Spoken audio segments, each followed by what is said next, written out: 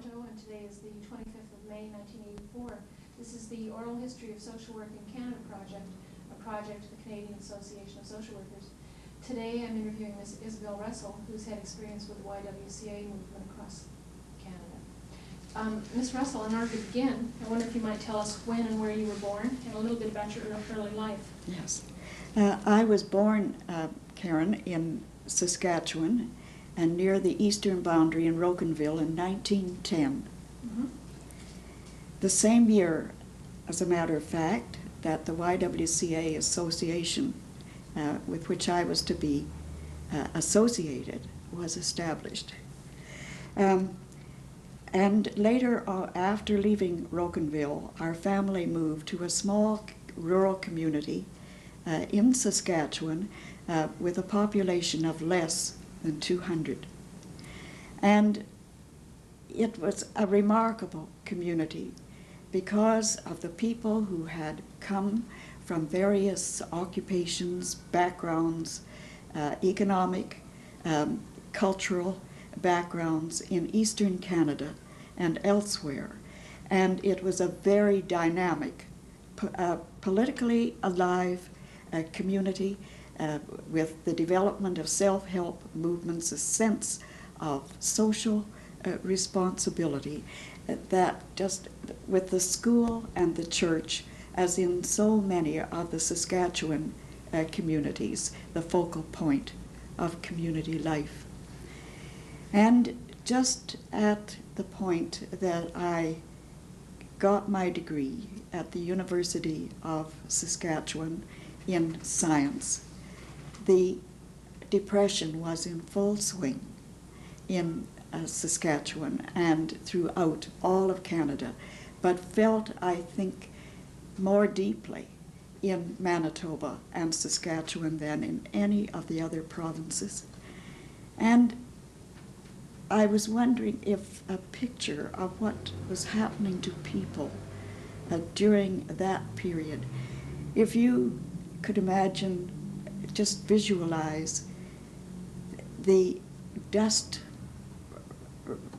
rising and falling in clouds, the eerie sound of the wind pounding the soil to powder, and not a blade of grass at times, not a leaf on the trees, when the grasshoppers came in hordes to eat what food, what grass was available.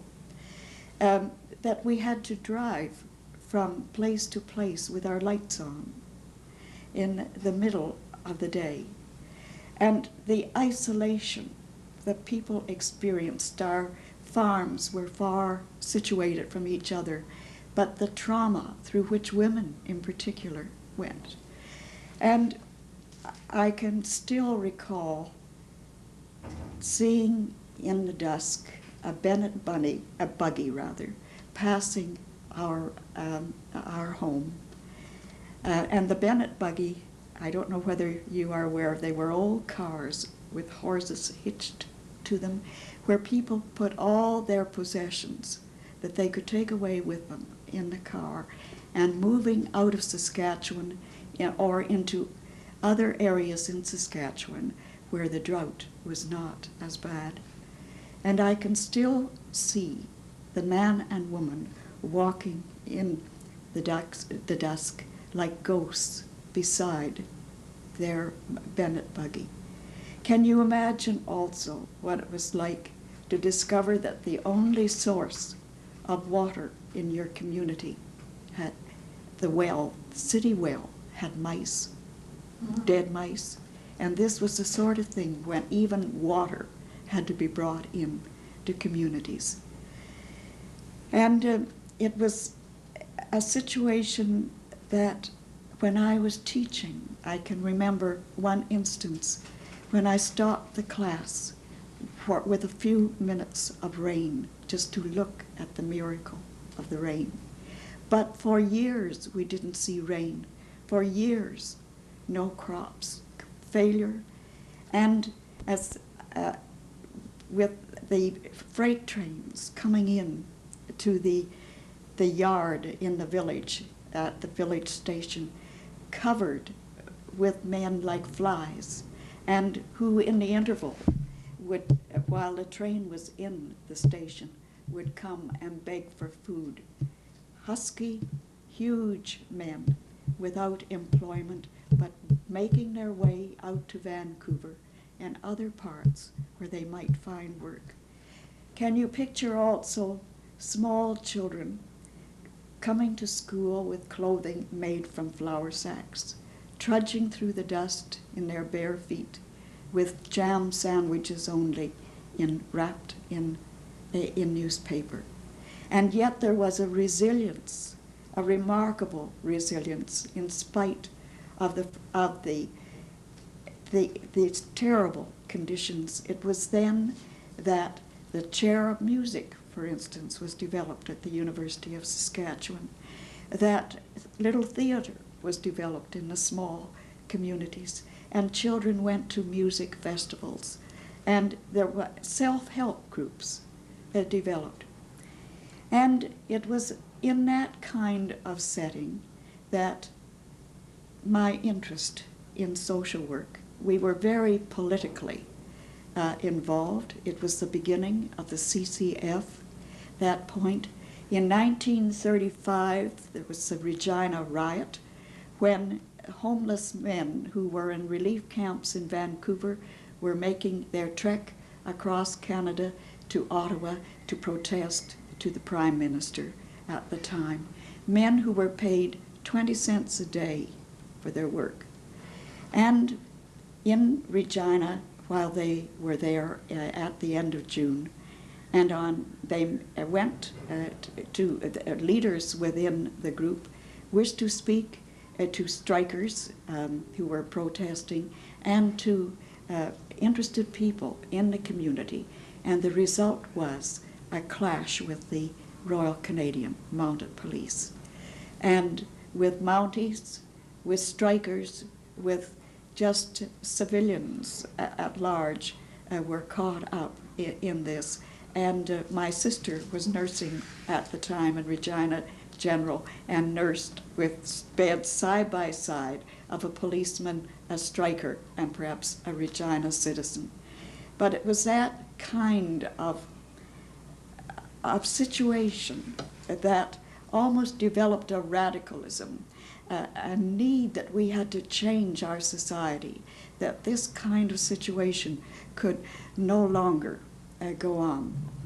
And back in my undergraduate days, I had been interested in the possibility of social work, and in fact was one of a group of students who met with Dr. King, who was then head of the school at McGill.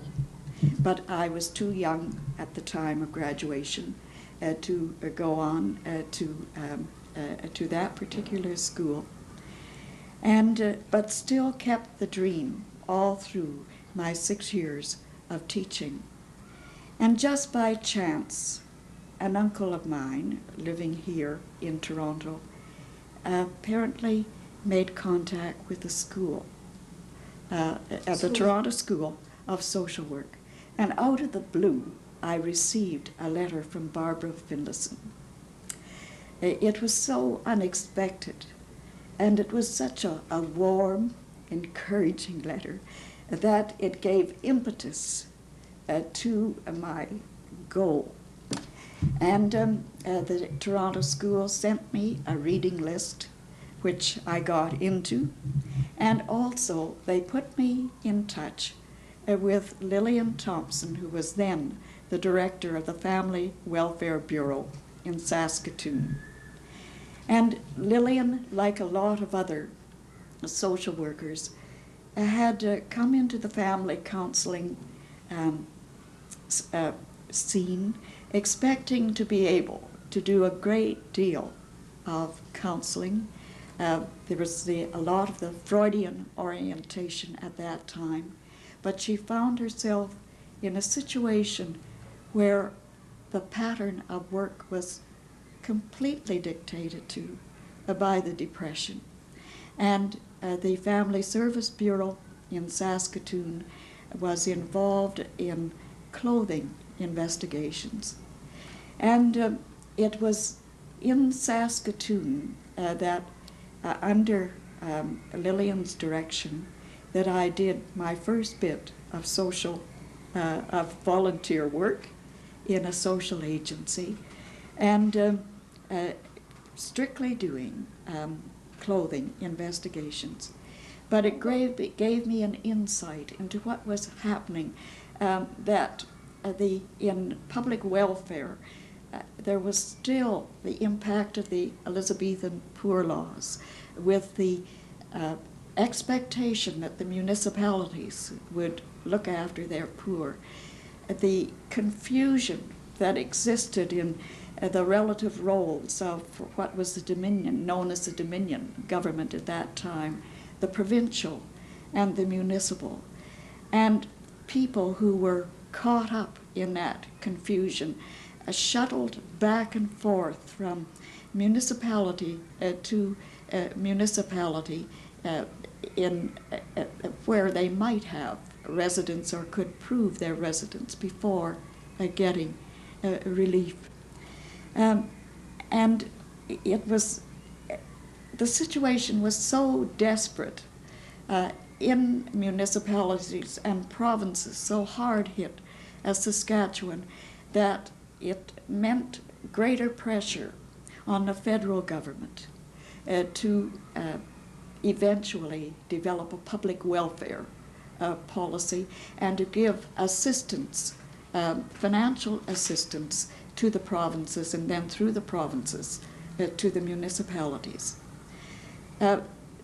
People who had never experienced dependency of any sort were in this situation, and the bitterness, the frustration that they went through, and also I can recall one of the first assignments that Lillian gave me was to go into a home where both parents were badly retarded. And I'll never forget my experience with every child in that home being seriously retarded. The oldest was in a baby carriage. The place was filthy. When I went in, the woman was washing and wringing out and putting the dirty, the wrung-out clothing on the floor. The place, bed bugs all over the place. The filth, the condition of just the inadequacy of the public health department at that time in that particular situation. The bureaucracy was just completely unable to cope with the situation. It was just impossible with the volume of service that was needed. And so it was out of that view that it was in 1936 that I did my first volunteer job in between teaching with the Family Service Bureau.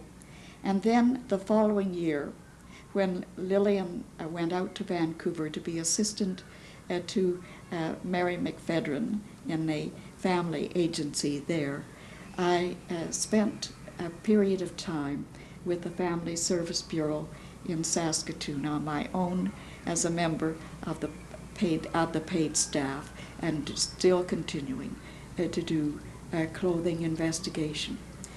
And there were people who came back, who sought out Lillian in later years to tell her that the approach of the family agency in this whole investigation, in seeing that they got clothing, was their first sense of human dignity.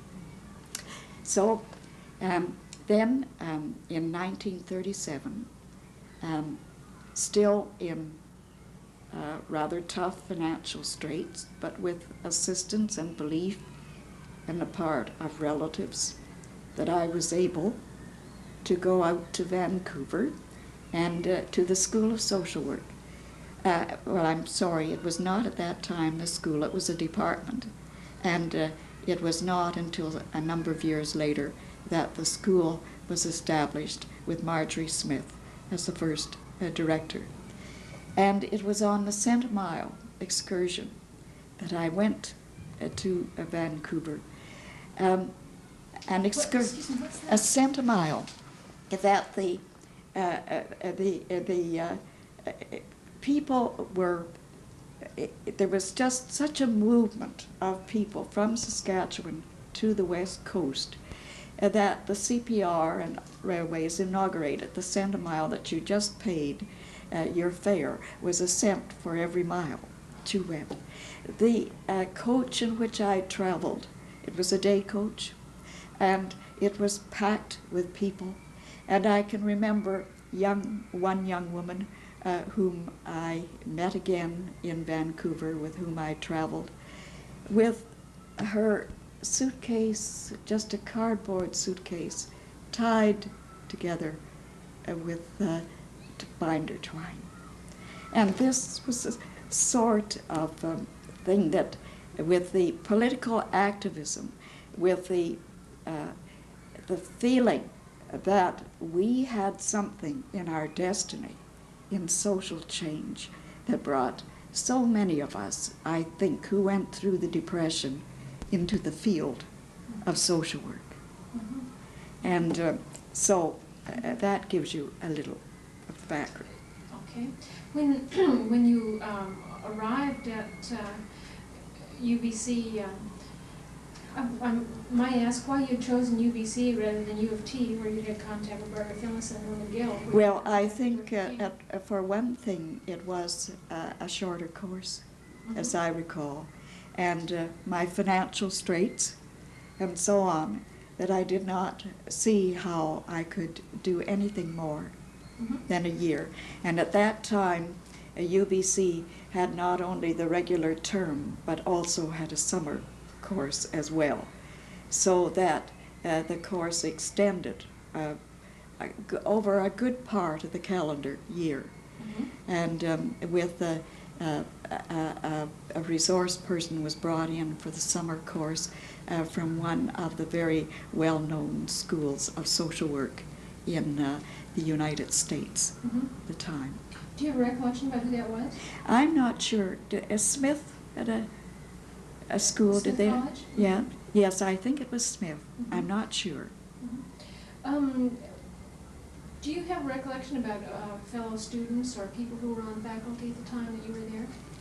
Well, at that time, Karen, we had a mix with lecturers coming from different agencies, and also from the government of British Columbia.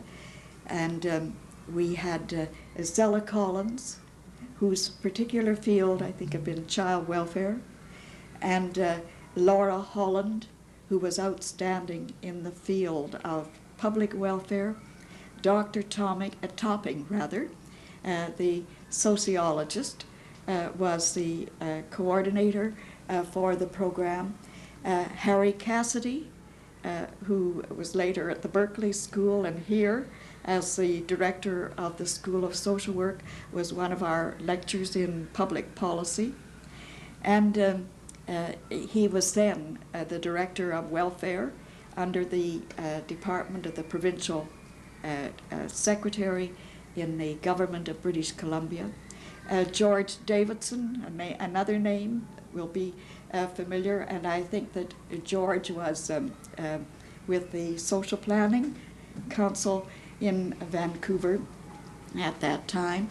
Mabel Blackley, representing the YWCA in group work, and so that was the kind of setting that we had. Mm-hmm. What kinds of courses did you have during your time there?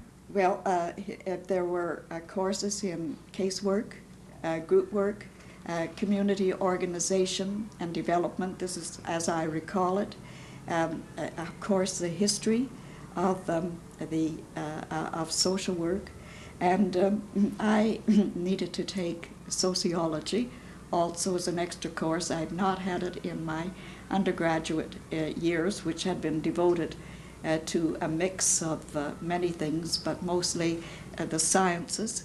And of course, I had had a lot of psychology in my education, postgraduate work, but sociology was a course that a number of us had to take who had come from other universities.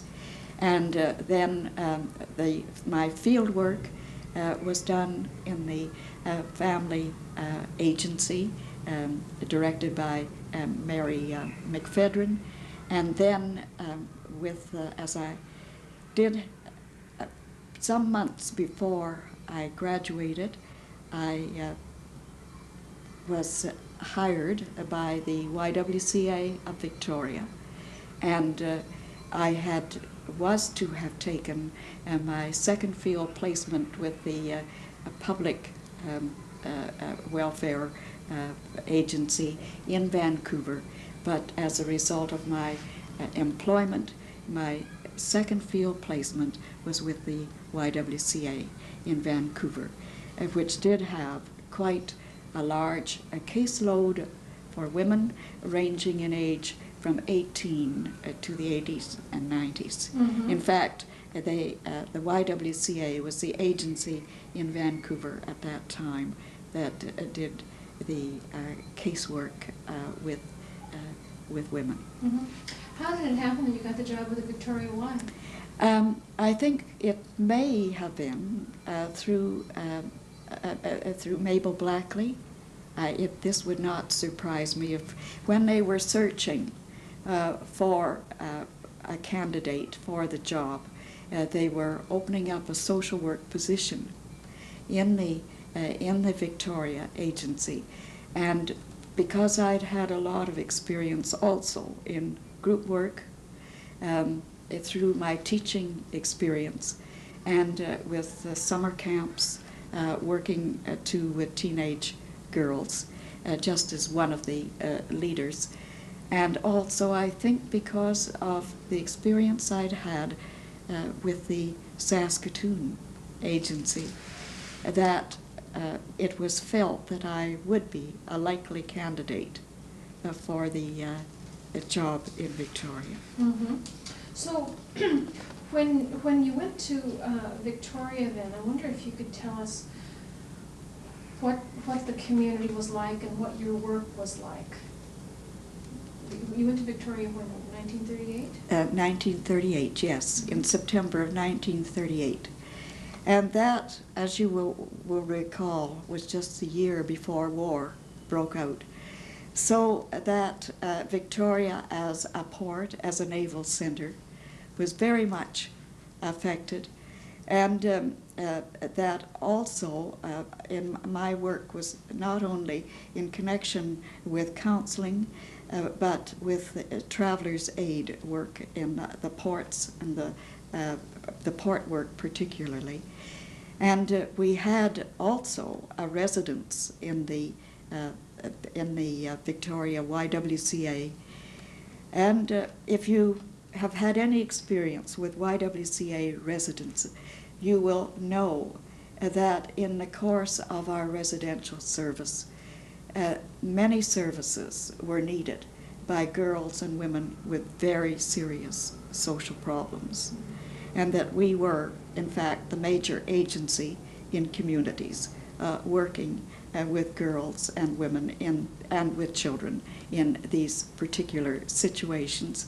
In 1938, my first year of employment, it was just a few years after Winifred Hutchison of the National Staff here in Toronto had completed research for the Parliamentary Royal Commission on price spreads and mass buying.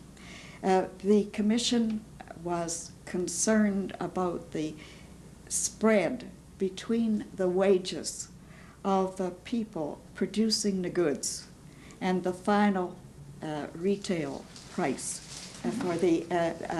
for the consumer. And the Department of Labor asked the YWCA of Canada at that time to release Winifred Hutchison to do research in Toronto. And as a result of her research, we became much more aware of the conditions under which women were working in factories, and particularly in the needle industry, the women who were making the clothing for the clothing industry. And the YWCA became increasingly aware of the conditions in which women were working, not only in the textile and the clothing industry, but in other industries in Canada. And it was a historic year also, because the World YWCA Council met at Elgin House in Muskoka. The first time that the World Council had come together in Canada with representatives of YWCAs all through the world. And while they were meeting, the Munich Pact was signed, you will recall, involving Mussolini, Hitler, Daladier from France, and Neville Chamberlain. And it was an act of appeasement in the middle of German aggression into Czechoslovakia and later into Poland and elsewhere. And the threat of war was heavy at that time. But it was the shadow of war, I think, that covered all my time in Victoria. And when our work was largely with the dependents of service personnel, the provision of resident service, that in the first year I was in Victoria, for instance, the Rajputana, a ship in the merchant marine, was in dry dock. And for quite an extensive period of time. And the captain of the ship came to the YWCA to ask the YWCA to assist him in providing recreation and group activities for his men. He came to the YWCA? The YWCA. And I remember watching a couple of sailors approach our entrance and look at the sign YWCA, and the feeling, what? The YWCA for a recreational program with merchant seamen?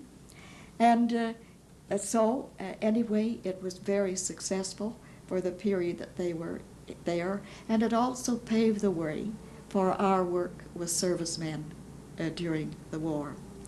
May I ask a question here? Was there a YMCA Yes. in Victoria at the time? Yes. Why did they come? Why did the military and the merchant marine come to you? Well, I think, of course, they were looking for hostesses. And our women were very, very carefully trained, that there were hostess supervisors in all, and there were definite standards set up. And the program also, it did mean that contacts were made in the community, that the men were often invited into community homes as a result, and there was this kind of relationship established. I think a sensitivity to the needs of people was what brought the YWCA particularly into this. Yeah, I was not remembering what I had heard about the war and the social role Yes. that women played there. When I heard the word recreation, I was picturing volleyball and team sport and that kind of thing. And that's why I was having trouble making the link. Yes, but during the war years, we had a National War Service Committee, and any new project that we went into had to be approved by the Director of Auxiliary Services in Canada. The YWCA not only worked with servicemen, but as women were going into the forces, that we had a mix of both men and women, on the near Victoria, for instance, there was a hostess house developed to serve the Air Force men who were stationed at Sydney. And their wives often and their families would join the husbands in the locality in which the training station would be, and would find accommodation in the community. So that in the hostess houses, a program was developed with the women, and I say with the women, not for, but with, and the children of the service personnel. That also a program was developed with the men and women in the active forces. And this sort of activity in hostess houses went on until closing of the hostess houses in 1944. Mm-hmm. That the YWCA also was assisting in the development of the camps working with women, moving into the rural areas and helping in the taking crops off in the fruit farm areas and so on. And it's the YWCA did this kind of supervision at the request of government. And of course, we did a great deal in the area of rooms registry, in the development of inspected, visited accommodation, that accommodation would be available for women alone, for the families of service personnel, and this came under the development under the Wartime Prices and Trades Board, which established rooms registries across Canada. But the YWCA had pioneered a great deal of this just because of the need arising.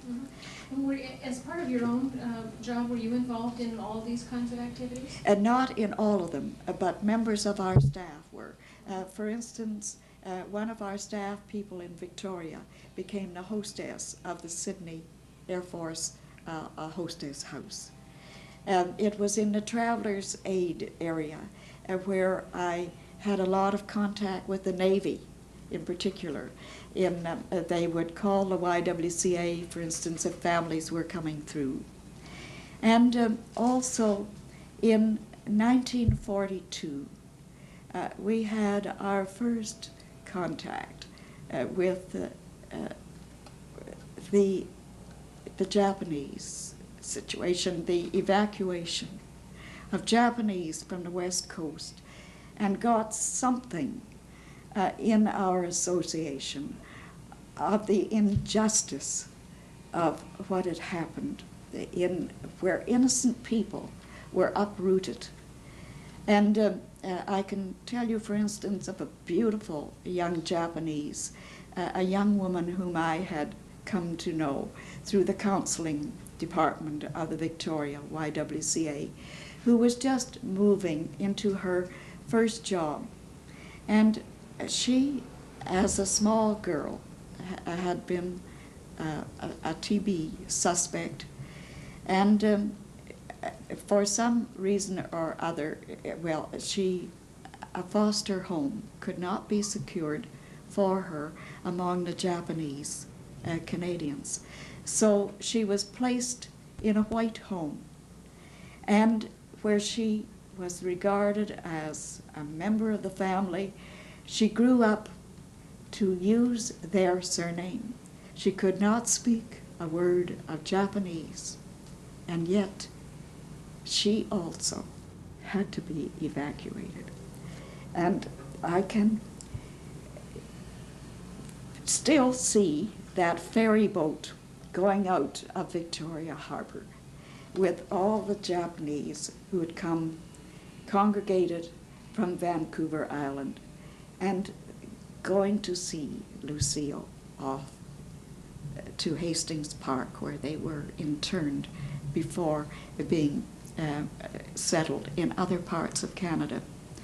The YWCA, we did everything we could to try to get an exemption for this young woman, but could not get anywhere with government.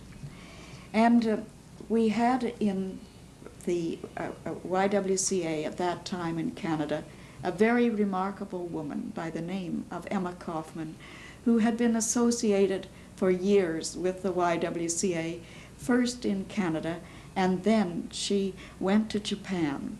She was well enough, affluent enough to give 25 years of volunteer service to the development of the YWCA in Japan, and then had to return to Canada at the time that Japan became so involved in the war. But she made contact with the BC Security Commission in the spring following the evacuation of the Japanese to Hastings Park. And she made contact with the Security Commission with the support of the National YWCA to take responsibility for the placement and supervision of Japanese girls in Eastern Canada. And as a result of this, the YWCA was requested to undertake this area of work, and grants were received for work.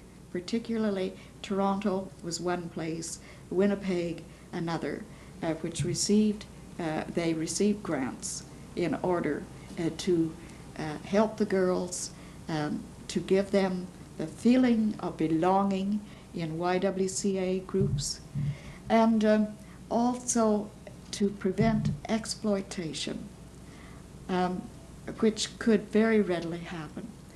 And years later, Karen, I was able to visit with the young woman who had gone from Victoria.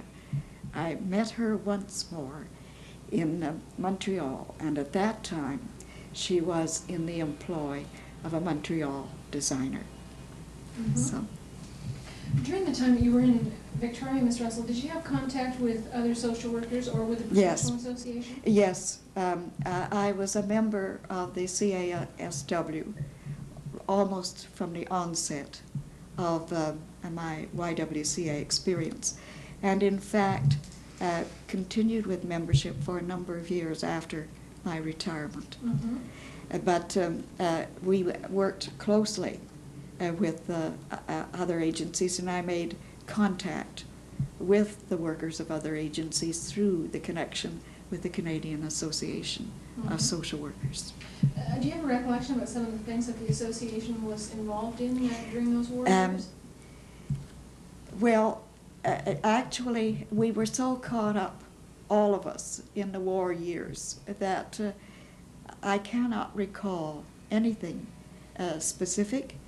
And what I recall most was in the connection with the CASW in Vancouver after the war. Mm-hmm. Some of the, for instance, our interest, for instance, in the British medical scheme, the Medicare, development of hospital and medical services under government in Britain, mm-hmm. and so on. Mm-hmm. But war just overshadowed everything mm-hmm. in that period. When did you leave the Victoria job? I left the Victoria job in 1942 mm-hmm. and went to Vancouver as the supervisor of the Traveller's Aid and Counseling Department of the Vancouver YWCA, and I was in the Vancouver Association for 6 years. Mm-hmm. So that I experienced there not only the impact of the war on our services, but also the post-war and Reconstruction period. What happened when the war was over? What effect did it have on your services? Well, one of the things was the dislocation of people. That after the war, for instance, there was so much disorientation of people coming back into civilian life after the activity and the intensity of the war experience, and having to perhaps further their education, to find jobs that this in itself was very traumatic for people. And perhaps I think you would be interested in the role of the YWCA at that particular post-war time.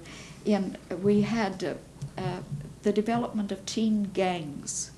We had family violence. I mean, family violence was existing at that time, but we had teen gang violence that the YM, for example, and the YWCA were very much into a group program with young people, young adults. There was quite a development of young adult programming.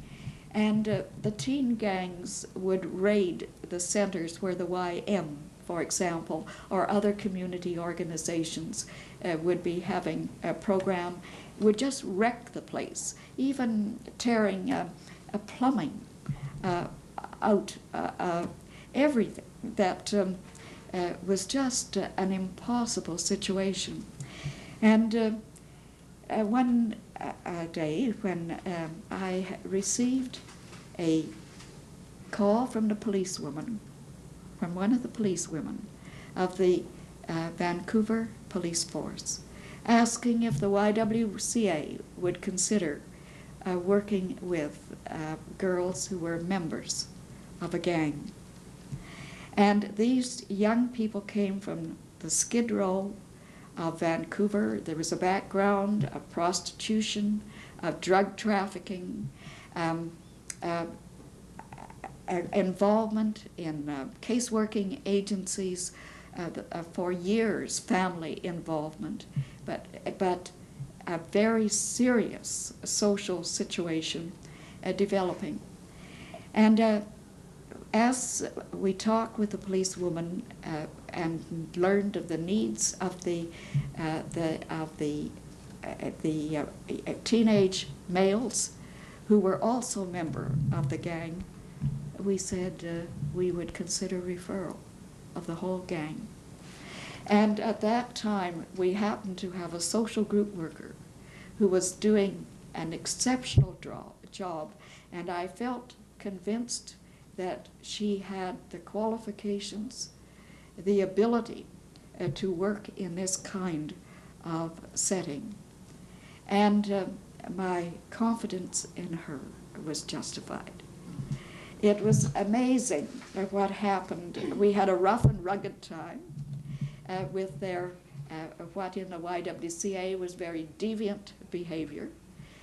But gradually controls were developed within the group itself, and the program became enriched enough that they became very much involved in the planning and so on. And one of the incidents that I recall most vividly was to walk into our YWCA building at 11 o'clock one night and find our group in the midst of a conflict with another gang that had broken into the YWCA, and they were fighting with brass knuckles. Blood was flowing. Some of the glass windows were broken, and so on. We had to report it to the police. I was unsure what would happen as far as the board was concerned, but the board took the situation in their stride, and we said to our club, as they call themselves, we said to them, we want you, but we refuse to have this kind of behavior in the future. And that was a turning point in that group. And I can recall sitting in our recreation room one time with our social group worker And when those young people were able to sit just quietly and discuss their problems, and they came to the point when they said, now, we think as a club that this is, we've come to the end of the time that we need to be together as a club. And they moved out into other activities. And just before I left Vancouver in 48, a great hulk of a lad came in looking for our little group worker. He said he'd been away from town for about 18 months and that he wanted to come back. The first person he wanted to see was the group worker and the YWCA. And with pride, he said he had helped to name the club. It turned out that he had been 18 months doing time in Ocala.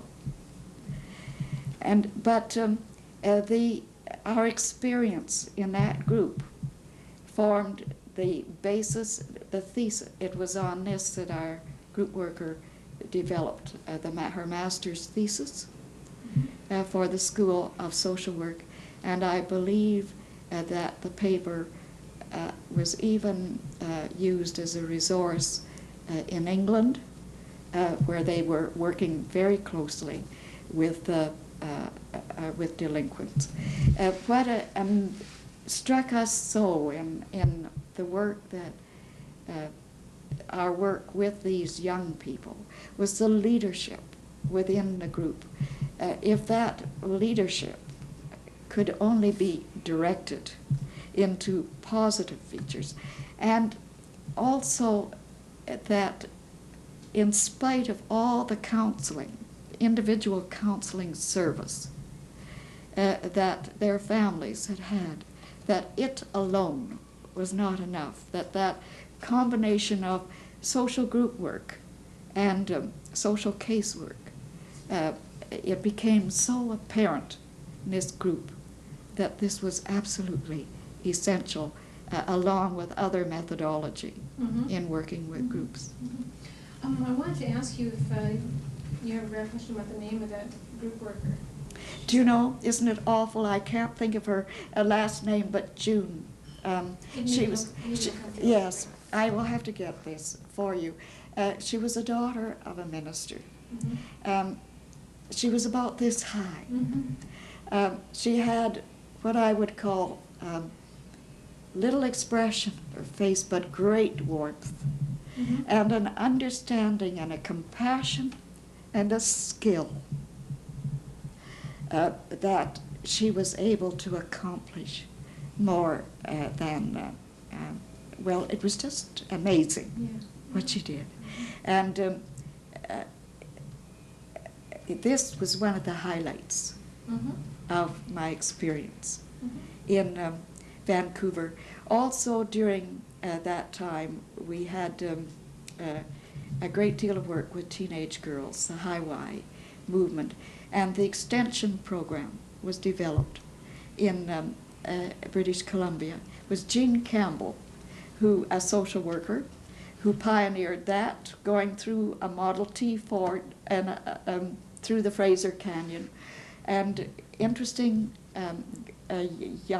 teenage girls and the high school teachers in the development of a program with the young teenagers, in the development of leadership in the teens themselves.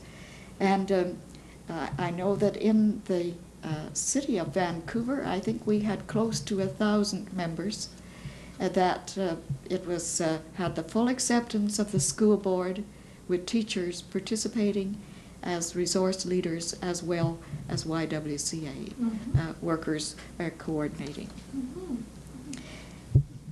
And, oh, I'm sorry. No, that's okay. I'm wondering if that would be a good time to take a break. Okay. Is that a good place to stop?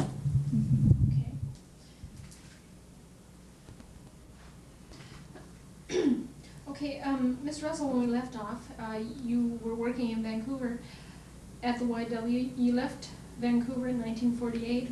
Why did you leave and where did you go?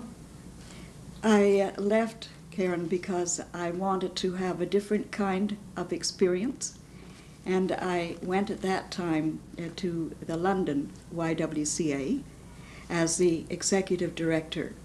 London, Ontario. London, Ontario. Mm-hmm. And what did you find different about your work in that position than what you've been doing before? Well, first of all, I found that I was working in a much more conservative setting. And I think this is typical of more established communities, at least middle-sized communities. And we operated out of an old residence so that it was limited, actually, in the scope of the work that it could do. And at that point, we were thinking of an enlargement and the development of plans for a new building. In fact, this had been considered before my arrival and then had been kept in abeyance for some time. In fact, we had already consulted with a consultant from the YMCA Building Bureau in New York about the possibility of using his services in the development of a YWCA building, in the planning of it. But right across the way from us was the YMCA needing to get into a new building program also. And in a city the size of London, it didn't seem practical to have this kind of competitive situation. And as a result, the London YWCA was established in 1951. So you were part of that? Yes, I was part of that. And I think that in the YWCA experience, prior to that amalgamation, this, I think one of the interesting things when we look at cultural conflicts and prejudice within our society, that there was a group of young people which had been established before my arrival. One was of Jewish background, another of black and Protestant church background. Another member of the group was Roman Catholic and had started to study for the priesthood but did not continue. And that small group developed a program of intercultural, interrace, and interreligious thinking by giving their services to various groups as discussion resource people. And if you think at that time, for example, the discrimination that existed in communities, for instance, against the people of Jewish background, where they could not own property in certain areas in Ontario, that this was the sort of thing that the YWCA, because of its intercultural base, was very much aware of. And then with amalgamation, I was the director of adult program. And there developed, using largely facilitating leadership, the development of program in which people could help themselves. And this happened particularly with a group of women, 4 women homemakers who came to the YWCA, a concern as to what was happening to them as persons. And out of that group of 4 women, with enabling help, the physical education director was involved, as well as myself. And a very interesting group program, self-help largely, developed, where they discovered the resources they had within themselves, resources in the community which they could use. And before the year was over, the club was organized, and they were bringing in people in a very personal way. For instance, we had a request from a farm woman spending the winter in London who got in touch with the Y, wanting to know what activities would be available. All the women in this group of homemakers were very young mothers with young children, and we had provided a service for the children as well, and then the mothers and children coming together. And we told her that this was perhaps the only group, you know, where she might find the kind of thing that she was looking for. A member of the group took her, went to her home, brought her to the YWCA, to the homemakers group, and she became a part of the group. She was an excellent seamstress, someone who could hardly sew, had a sewing machine. So they got together, and they did their own public relations program, recruiting women through talking about the needs of women and the homemaker, particularly just climbing the wall with 2-year-olds only to talk to. And they recruited through radio programs. They got the support of one of the programmers in the radio station. And I can still recall when the woman went back to her farm home, and the homemakers were having their interview over the radio. They talked to her directly, sent a special personal mention, and this was the kind of thing that developed this club, and it became one of the strongest groups in the association, not only in the work which it did in working with women, but critical also, constructively critical of the agency itself. So that, and also it was interesting, the development of the young adult program, that instead of the regular emphasis on a program committee made up of people who were not necessarily in program, we developed a group of the young people themselves, and from different groups, the physical education department, various club groups and so on. And it was amazing. Again, it was facilitating leadership that was used, and I look back almost on amazement of that group of young people spending a whole weekend out at the London YMCA lodge out and in the country, spending all of that time evaluating program, looking at the direction and the goals of program, where the learnings out of their successes and their failures, this kind of experience, and to see the leadership developing among the young people themselves, to see a young woman in her early 20s able to sit down with a group of people from the membership at large, including teenagers, businessmen and all, to work with that group and the dynamics of that group as that were developed in looking at an issue of, I think it was a programming issue of concern to from different vantage points, but to see that kind of growth and development, and the interrelationship of that group, not only within the association itself. This you will be interested that we did have recreational programs as a part of the group activity, and had brought in NATO airmen in training in Canada at Clinton Air Force Station in that area, and with special recreational programs in which they were involved as well.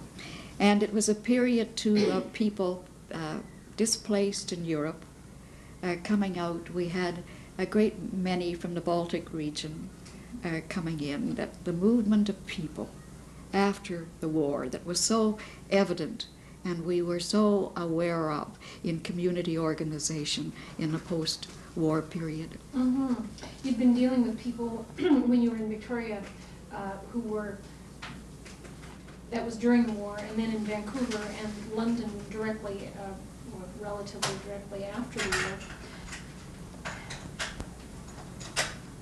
Well, and this we find, Karen, though, throughout my whole experience in the YWCA, it's been involved in the movement of people that in Regina, the Indians moving in from economically deprived reserves in search of employment and a new way of life, moving into Regina and being caught up in the culture, a conflict of cultures. I'm not going to speak of this as the Indian problem. To me, it was a cultural a difference that created problems, and the fact that so many of girls and women in particular, their first contact was with the most undesirable element of our white population, with all the social problems that emerged from that, and out of which the work of the YWCA began with Indian people and with Métis people. Mm-hmm. What I'm hearing here, something that I hadn't recognized before, is the extent to which just the fact of movement, either from one country to another, or one city to another, or one province to another, played such an important role, and a recognized role and reason for YWCA's involvement with people. Yes. I wonder if in other aspects of social service work that just the very fact of moving is recognized for its importance. Yes. And I know of which I speak when I talk about moving, because I've done a lot of it myself. I'm glad that you pointed that out. Yes, but this happened, for instance, with the railroad, with the immigration in the 1880s and so on from the British Isles, then with the CPR going through to the West Coast and the opening up of the West. We had so many young women from the British Isles coming out to the western cities and needing accommodation to begin with. In the Regina Association, they began with 2 rooms and a bathroom. And there were girls even working in Regina, living in places where they did not even have facilities to have a bath weekly. And the YWCA provided this facility for them, so we used to laugh and say that our whole movement there emerged out of the bathtub. So, but it was this again, this movement of people, the exploitation that existed particularly in the field of domestic employment. And the YWCA moved into even vocational training in helping domestic employment education, even into retail sales, all various aspects that women were going into, that it was the YWCA that pioneered this area of vocational training with girls and women as they moved from the rural areas into the urban, as they came from other countries. And we provided a model that governments utilized. One of the things that struck me as I was doing the research for this project was the extent to which urbanization is a recent phenomenon in Canada. I was under the mistaken impression that urbanization in Canada was completed by 1910. And of course, when I did my research, I found that the decade of the 50s was a major period during which this would have been occurring, the women as well as the men, of course, coming from the farms to the city. Yes. So if we can do a little moving ourselves here, you've referred a couple times to Regina. How did it happen that you went to the Regina YW? Well, I was in, as I told you, in London in the YWCA setting. And I made the decision that my place was in the YWCA. My feeling there was that perhaps we were more social issue conscious at that particular time. This is not necessarily the case now. But I felt that there was no opportunity for me professionally to grow and to move. We were finding, Karen, at that time that where amalgamations were taking place, that was very rarely that a woman would become the executive director. And I should say at this point very definitely that I did not at that point have the qualifications for a joint association working with businessmen and so on, with a different kind of orientation in a board of directors from what we had in the YWCA. I would think that there was more of the involvement of power structure within the community in boards of directors at that time. In the YM? In the YW. Some YMCAs, in especially the middle-sized cities, where leadership was limited, that you would find that a large proportion of their membership would be very influential businessmen within the community. Mm-hmm. And that would not be the case with the No, YWs? at the YWCA at that time, they were drawn from a variety of backgrounds. A lot of them would be homemakers. We did have businesswomen involved also. In Regina, we had members of the Department of Welfare, for example, who were members of our board of directors. Florence Streeter, for example, was involved in the YWCA. And, so that I did make my decision that my contribution could be made more effectively in the setting of the YWCA. And this is not in any way downgrading the contribution that YWCAs are making to communities. Mm-hmm. But I felt in my own professional growth as well that I could have greater opportunity in the YWCA. Mm-hmm. And the opening, Came in- opening in Regina? Yes. Mm-hmm. Did you go there as executive director? Yes. You had mentioned during the break that you had some pretty specific tasks to accomplish while you were in Regina.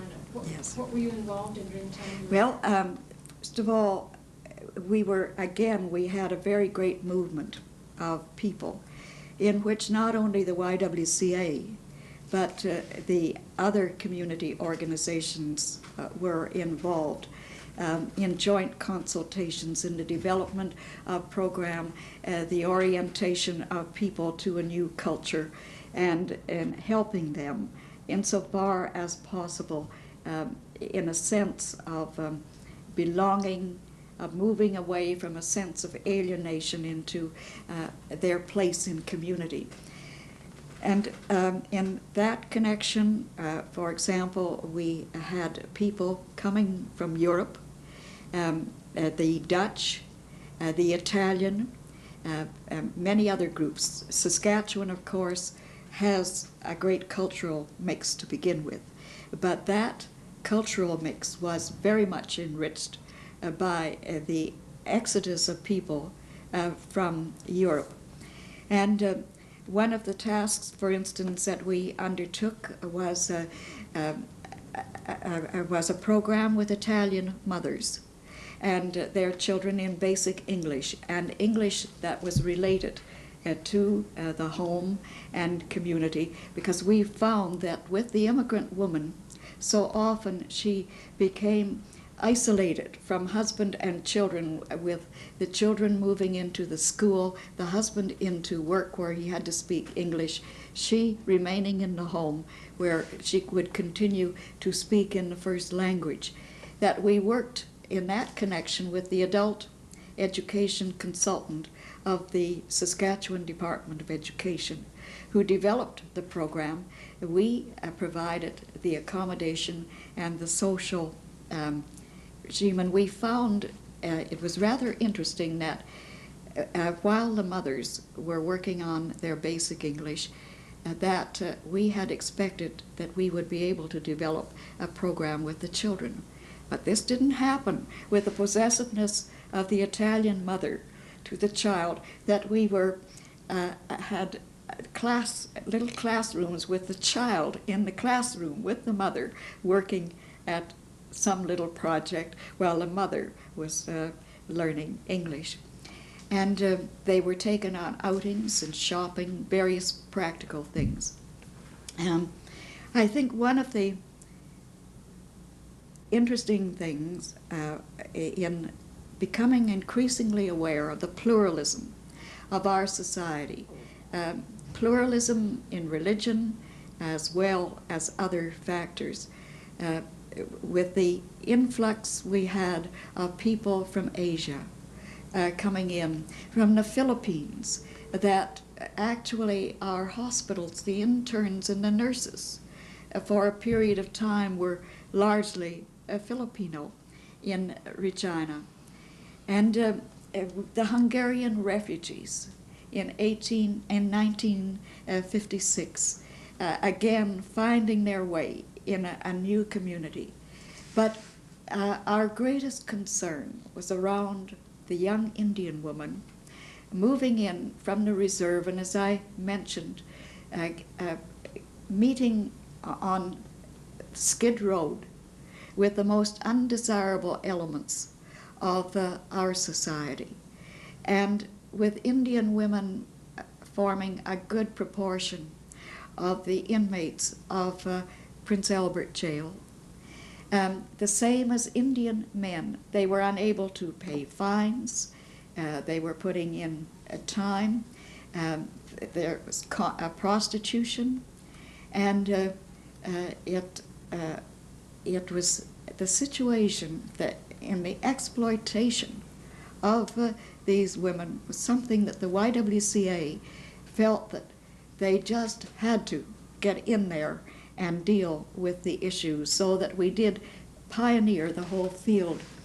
At that time, there were two remarkable people, Hector and Eleanor Brass. They had come in from the File Hills Reserve, were one of the first leaders to move into the Indian Reserve. Eleanor in particular was very well educated. She was a direct descendant of the Indian chief who signed the Capel Treaty No. 4 with Queen Victoria, and on behalf of the Saulteaux Indian people. Her husband was a direct descendant of her grandfather's counselor, who counseled him against signing the treaty. Through them, we began our work with Indian people, and Indians coming in to town were beginning to live on the periphery of the town, in huts and various other trailers and so on.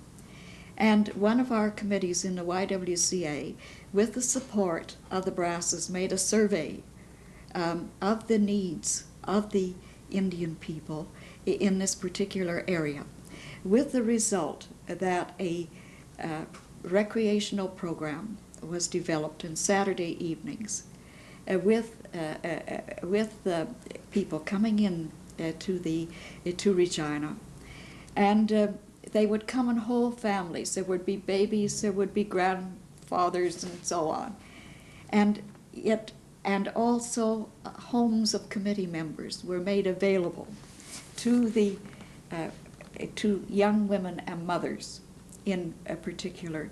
And we began our work with people I look upon as some of the finest people I've ever met. The Brasses, for example, who gave such leadership.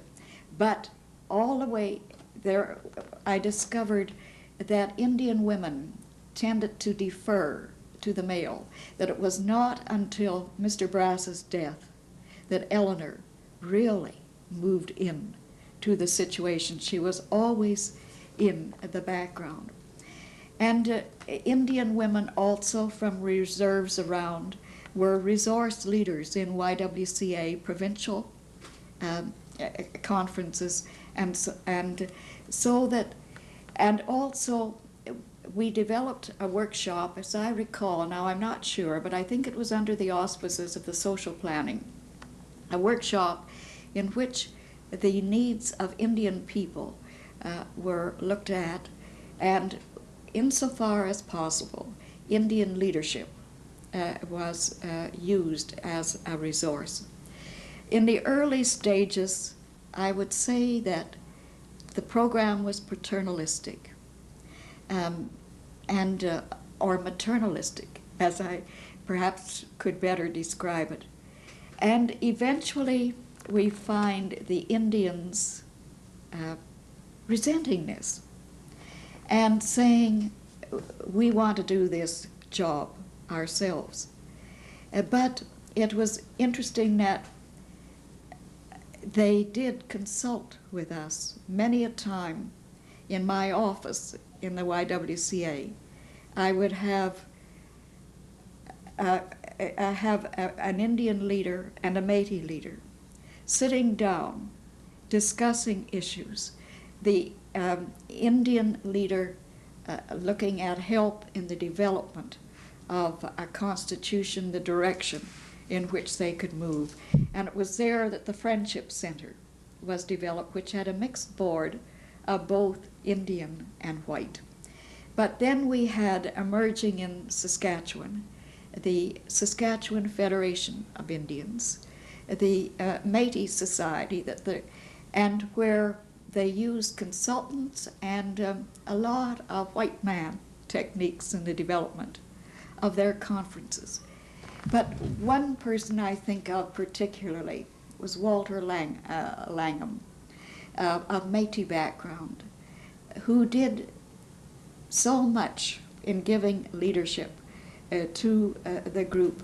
A man who had gone to the residential school in Brandon, who had served overseas, who had developed tuberculosis, who had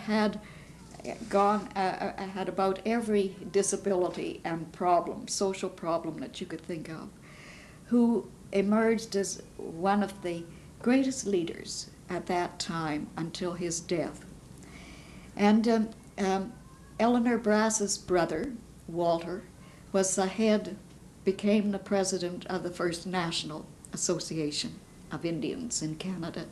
So that this momentum, and this was a part at the same time that we were working with Indians by virtue of my job as executive director of the YWCA. I inherited work as a liaison officer with Colombo Plan and United Nations fellows coming in to Canada. They were coming in for training under the auspices of government, under the Saskatchewan Wheat Pool, the police training college at the Mounted Police.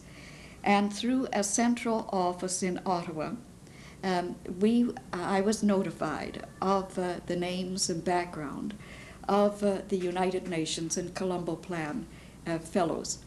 I mention this particularly because I recall being in consultation with a group of United Nations fellows when a leader of the Métis group and a leader of the Indian group came into my office.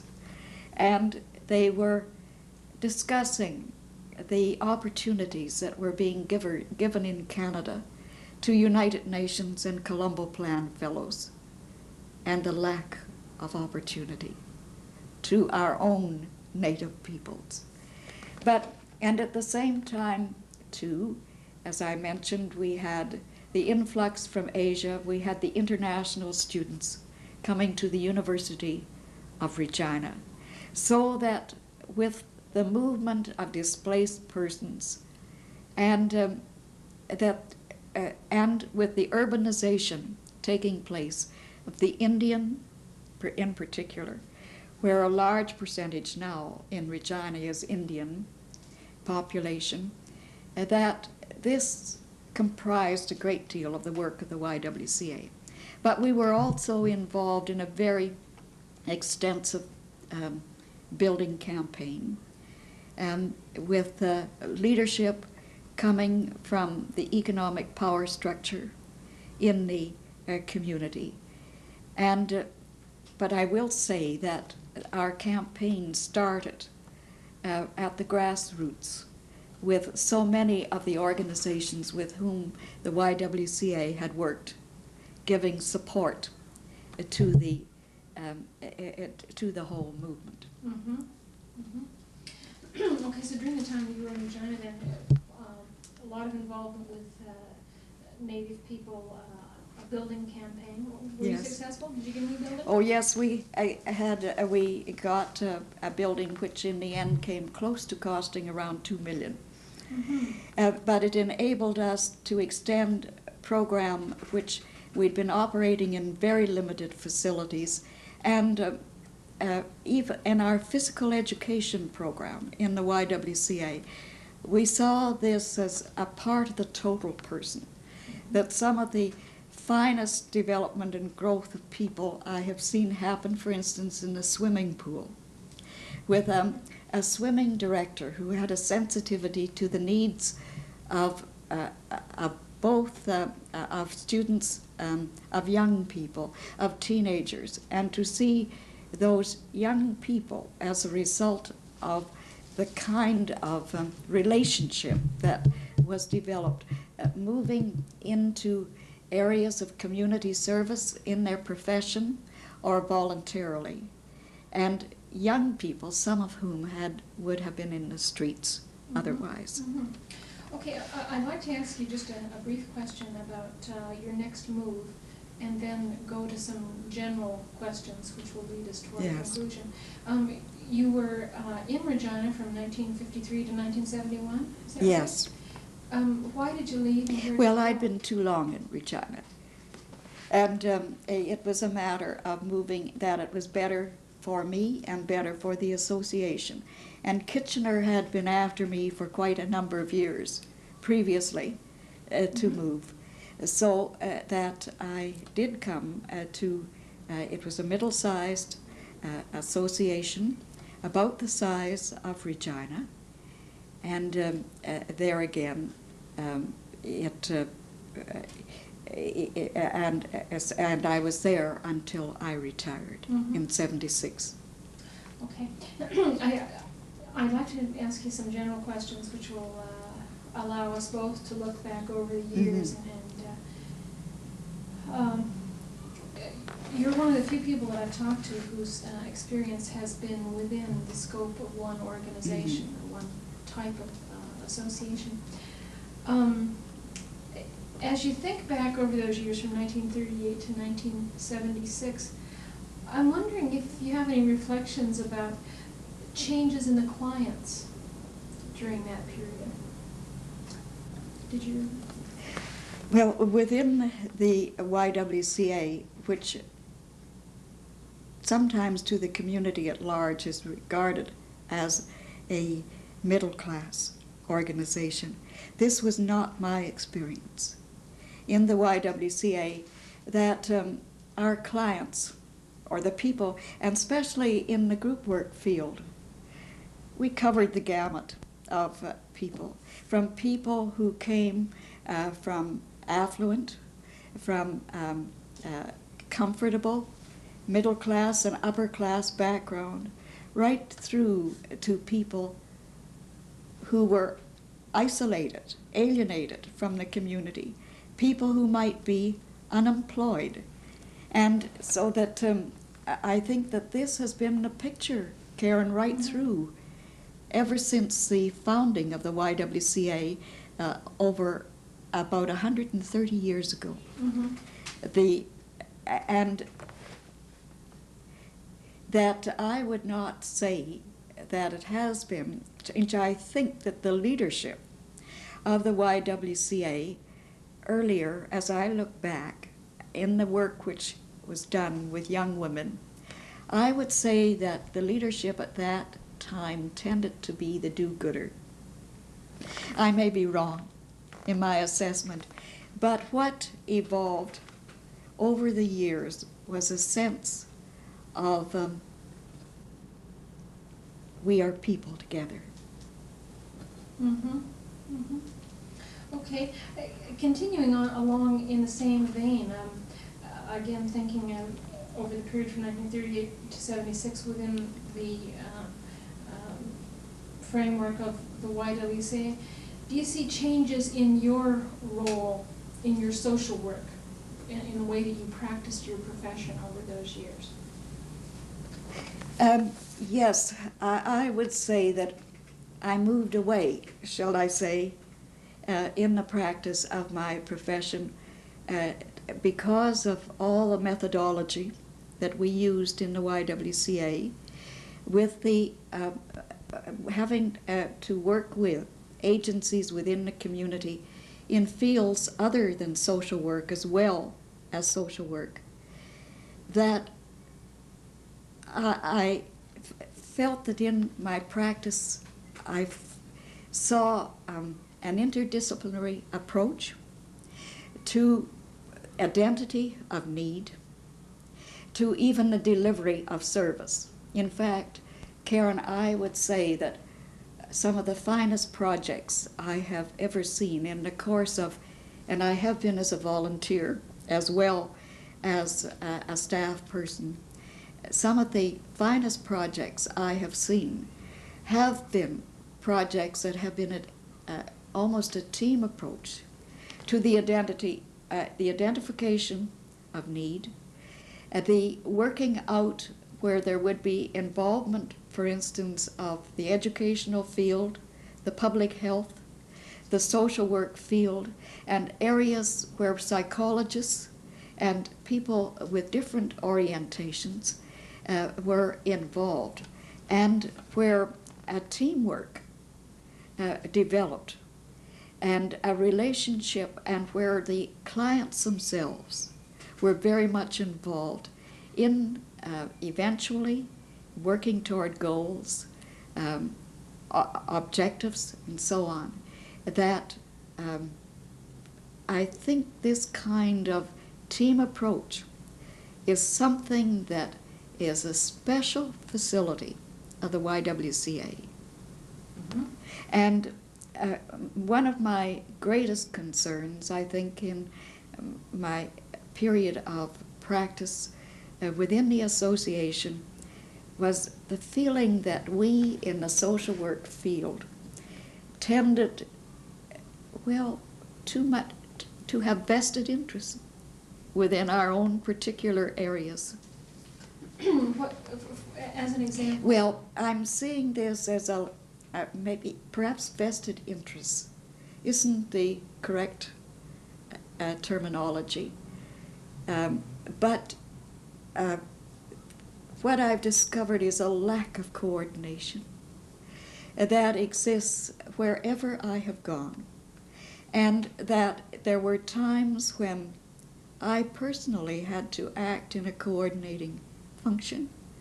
Though I think it was my experience, I was particularly aware that in a generalized agency with a holistic approach to working with people, even with the weaknesses of the agency, that one of its great strengths, and I found it was possible to be aware of trends that in the community, that the more pure social work-oriented workers were not as quickly aware of. and that around those issues we would come together Mhm. and begin to work together. I think even in the field of research, mhm, Just ran out of tape.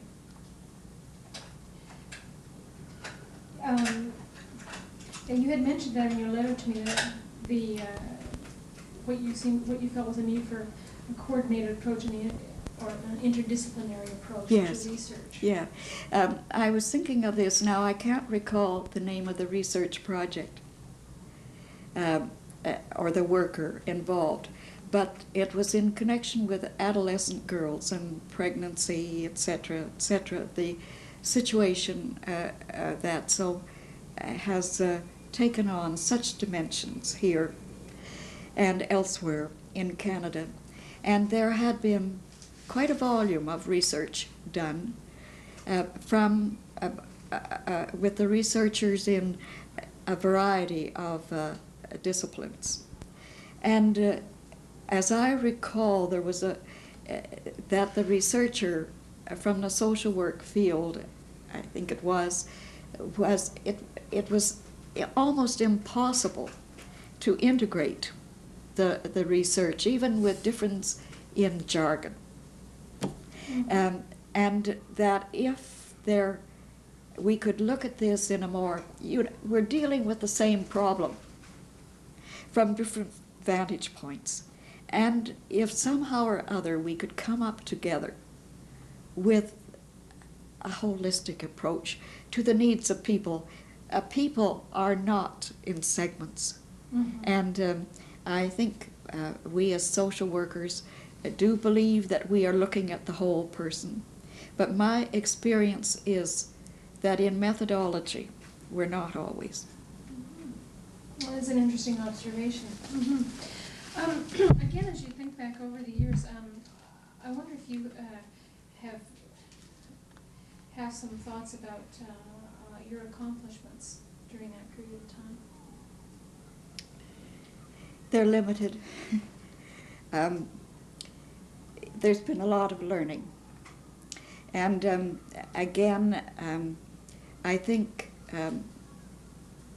when I look back on the mistakes I made in the YWCA, I think of in chemistry in my undergrad years, of the paper I wrote where every question was related to a mistake I had made, so I knew what would happen. But it's the learnings. I've learned that out of what you feel are complete failure, that when you assess that failure, the learnings that can be particularly helpful, not only for yourself as you go on in the profession, but in working with other people. I think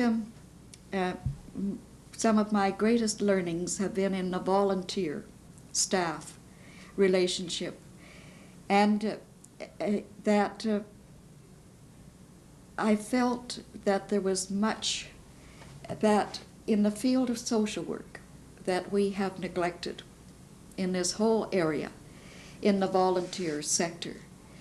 The YWCA is particularly moving into this at this point in the orientation and training of staff, that the opportunities for this kind of skills upgrading is much more apparent in the YWCA now than it was in the period that it was. Certainly you learn by doing, although there was training. But even in the matter of, I think in the voluntary sector, the leadership styles of a president of a board of directors and of the executive director of an agency, and an executive director who may be working with a sequence of presidents, all of whom have a different leadership style. I don't think that we have analyzed the components, have done enough research in this. I remember, Karen, in this direction, one of the experiences that I found most helpful was a workshop with Dr. Johns, who was doing postdoctoral work at the School of Social Work here. And he had done research in organizational behavior. And that he used the YWCA as a guinea pig with our experimentation, our groping at times, our problems, for instance, with nominating committees who had no concept of the needs of what qualifications were needed in a board of directors. The relationship between the executive director and the president as the focal point, the model which that could be for the leadership within the whole association. I think you were asking about what did I feel contribution. I think that my biggest contribution lay in enabling leadership. That I'm not an out front leader. I work behind the scenes. And it was exciting to see how people could grow and move and take leadership, whether they were members of our Leaders in Training program of the YWCA, whether they were members of a committee or a board of directors, to see them emerge more conscious of issues and needs and sensitive to needs, and developing their skills in working with people, just as I mentioned the young woman who worked so well in the London Association with a mixed group of people, that had taken a lot of work behind the scenes. And it's that kind of development to me that I feel in the whole field of the human services, the potential of ordinary people, and what can be wrought by ordinary people in this whole question of advocacy, of social action, that ordinary people have been the prime movers in the YWCA through all the generations that it has been moving. You had mentioned when we talked earlier that there was a coincidence, I don't mean coincidence, but sort of a co-occurrence of your birth and the beginning of the YWCA in Canada. Again, you have the vantage point of a long perspective of the development of that organization over the years. Are there comments that you'd like to make? Yes. The YWCA was grew out of the Industrial Revolution in England, in the Victorian era, and with women moving into factories, into London, moving into a completely different mode of life. Also, just prior to that, with the Crimean War, with nurses moving out of county families, nurses, many of them in upper class homes, moving into a completely different milieu in a profession that until Florence Nightingale had upgraded it, had really been downgraded in the eyes of a community. And the Honourable Lady Kinnaird, who was a close friend of Lord Shaftesbury, the great philanthropist, established a residence where nurses in the Crimean War going to and from could stay. And after the war, there was a need for residential services for young women moving into the community from the country areas. I think I should go back further to say that the YWCA came from two streams, and to also say that what characterized the mid-Victorian era was a great sense of religion, the power of religion, of spirituality in lives, that it was evangelical almost. And you have people like Bright, the great reformer, a Quaker. You have a Gladstone, a High Churchman, and Shaftesbury, a low Anglican churchman. Disraeli, so concerned about needs, who was a practicing Christian, although of Jewish background. And life was, they saw the relationship of prayer, there was more prayer and Bible reading than in worship services throughout. There was this impetus that went on until about 1870, when there was more of a scientific orientation. And out of that concern for social issues, we see Shaftesbury as a great philanthropist. We have the aristocracy developing, the working toward the betterment of society as a whole. That Shaftesbury, except, for example, for the first Factory Act, was responsible for all the Factory Act legislation during that period in England, and particularly concerned about what was happening to women, to children initially, and then to women, the deplorable conditions under which they were working. Then we had Mrs. Kinnaird and her husband, as I mentioned, were close friends of Shaftesbury.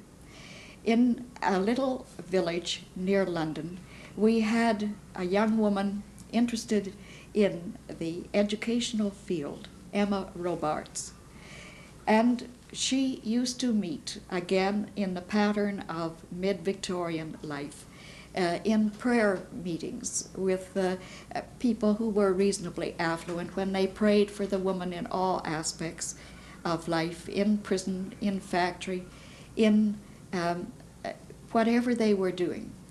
And she and Emma Robarts heard of each other. They met in London, had only one brief meeting, and out of that, the YWCA was formed. Mm-hmm. And the first president of the YWCA was Lord Shaftesbury, because no woman at that time was competent in the eyes of the world to be president of an organization. And out of that movement, as the empire, the British Empire, at its height, that wherever there were English people, that the YWCAs began to evolve, until we had YWCAs in over 80 countries of the world. But again was the movement of people. And all through, it's as they move from one in immigration, the mass of refugees that's such a part of our society today, that the YWCA has been there.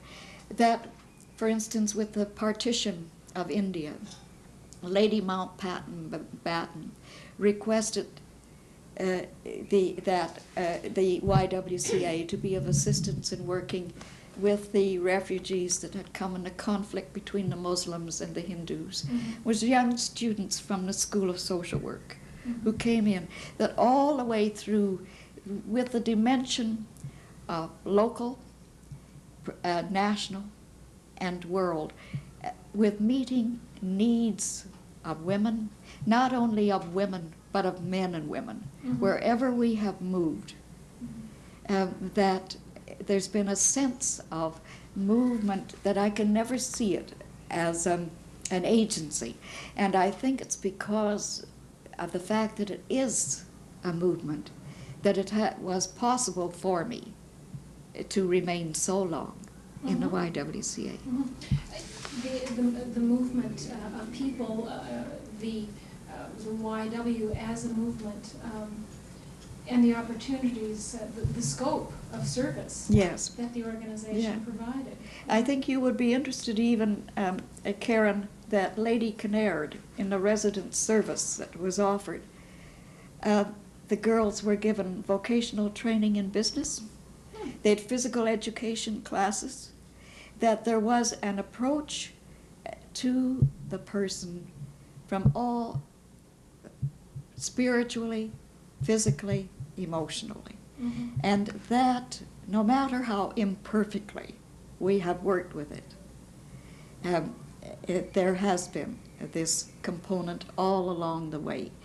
And I have been so conscious of the YWCA as an international movement with my own experience in attending 2 World Council meetings and seeing what was happening in the third world countries with the development and so many of the patterns, the needs, but that what we take so much for granted in this country simply just is not happening. Mhm. Mhm. Those Amazing. As you've been speaking here, I was thinking of the extent to which sometimes social organizations strive to catch up with the events of the world. In many ways, it sounds to me as though the YW has been doing things for years and is waiting for the world to catch up with it.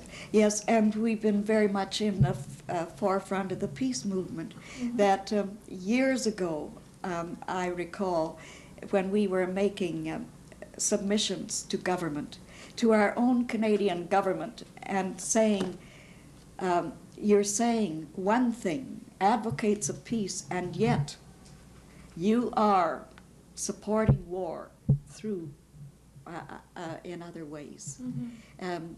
That we were concerned about disarmament and the nuclear, with what happened to Japan. We've just been very much involved because of our own membership. When you think of South Africa, for example, where a few years ago the president and executive director of the South African YWCA were imprisoned with no charge except that they believe in integration, and it is largely a black movement